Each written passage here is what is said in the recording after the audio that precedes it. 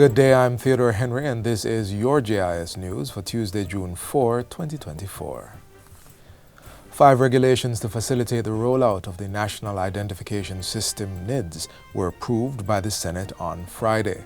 The measures are part of the National Identification and Registration Authority (NIRA) regulations. They provide clear details on the registration process, the security of information, and the assignment and verification of NIDS numbers. The regulations also outline provisions for an independent appeals tribunal and the framework under which NIRA may administer authentication and verification services with accredited third parties. Minister with responsibility for information skills and digital transformation, Senator Dr. Dana Morris Dixon, piloted the measures. She said that the regulations, which were reviewed by the NIRA board, involved significant consultations with a variety of representatives from the public and private sectors, civil society groups, and the public. She noted that the measures reflect the significance of data protection in the operation of NIDS. The personal data of enrollees, enrolled individuals, and past enrollees must be protected with confidentiality and security.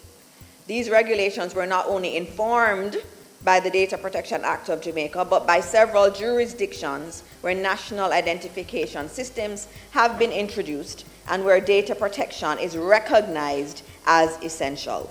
2 other regulations were tabled in the upper house for information purposes only. One will facilitate the use of prescribed forms in digital format, and the other outlines the role of Tax Administration Jamaica in assigning registration numbers to persons seeking to enroll in NIDS but who do not have a TRN.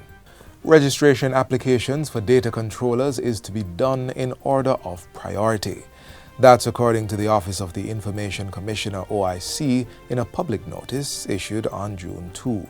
The OIC says it is balancing the rights and interests of all people as it phases the implementation of the Data Protection Act.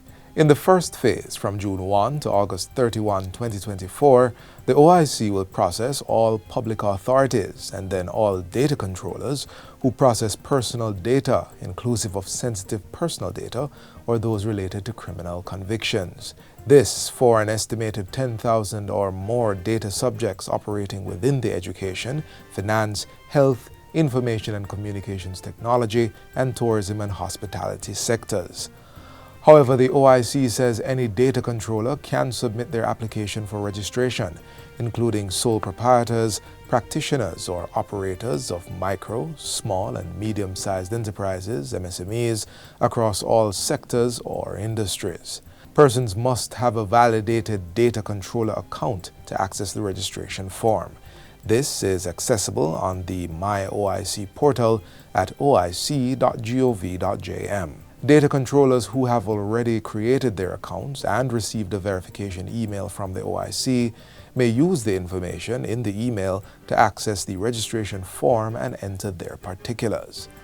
Under the Data Protection Act, which took effect on December 1, 2023, persons holding, receiving, using, collecting, or dealing with personal identifiable information of any individual are considered data controllers and must be registered with the OIC.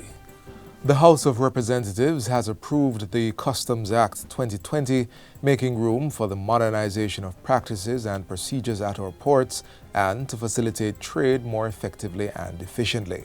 The legislation was deliberated by a joint select committee of Parliament over a 2-year period and tabled in the lower house by Finance Minister Dr. Nigel Clark during the last sitting. The bill, Mr. Speaker, represents a transformation in the way in which citizens of Jamaica and users of our ports and other ports and airports engage with customs. The first aspect of the transformation is the simplest one, and that is in one document. We have the entire Customs Act along with all of the schedules. The modernization is expected to bring benefits for the trading community and the Jamaica Customs Agency. These include improving customs clearance and revenue collection processes, simplifying procedures for businesses, and providing more efficient service delivery to the public.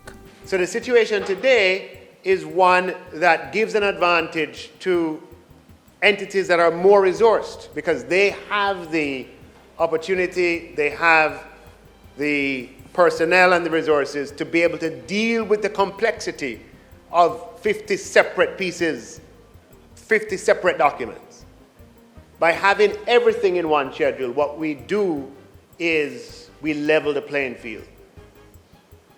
Because the business that has 2 people in it or a sole trader can understand the document.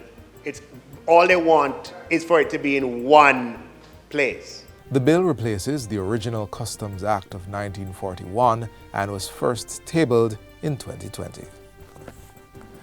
July 1, 2024 is the new date when the 4th phase of single-use plastic ban will take effect. This is an extension from the June 1 date. The revised date is an acknowledgement by the government to the concerns of stakeholders. The additional month is to allow for further fine-tuning of administrative arrangements, stakeholder engagement, and public education. Minister with responsibility for the environment, Senator Matthew Samuda, says the extension of the implementation date will cause very little trade disruptions and will enhance market readiness for the necessary changes.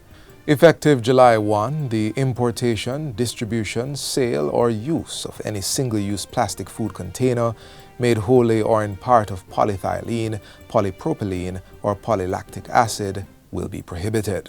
The ban, however, excludes related transparent plastic lids until environmentally friendly alternatives become available. Additionally, existing stock imported before this date will be exempt. A further ban on plastic will take effect on July 1, 2025 to include personal care and cosmetic products containing intentionally added plastic microbeads or microplastics. The period from now to then will provide for thorough consultation and sensitization among private sector stakeholders and regulatory authorities to ensure a smooth transition. And finally, the Meteorological Service has announced that a tropical wave currently across the Central Caribbean is expected to move into the vicinity of Jamaica by Tuesday afternoon.